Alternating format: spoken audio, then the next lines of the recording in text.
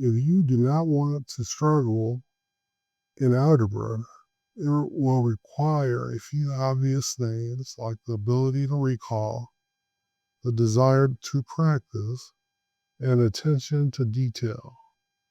But we will talk only about one. The ability to recall, aka remember, recall is the foundation of learning, and without it, it becomes immeasurably difficult to reach higher stages of thinking.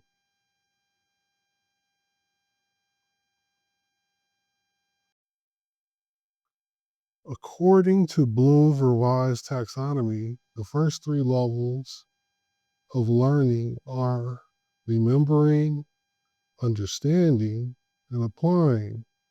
I could easily use a math example, but instead let's quickly analyze games. Many video games revolve around miscalculations.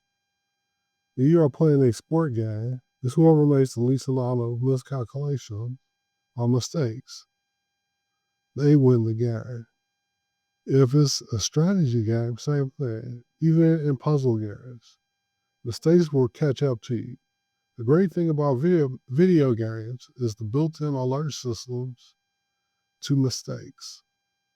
You take damage, lose a character, or the game is over. With that said, if you know your timetables, awesome. If not, that is a mistake. It will make multiplying integers harder than it should be because you must multiply correctly and determine the sign of the product or answer. In section 5 of unit 1, we will multiply integers. If the two integers are the same sign, then the answer will be positive.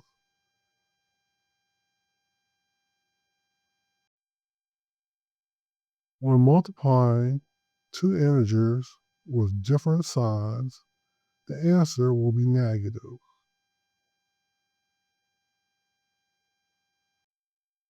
When you have more than two integers, if the number of negative integers is an odd number, then the answer will be negative. Or you can approach it step by step.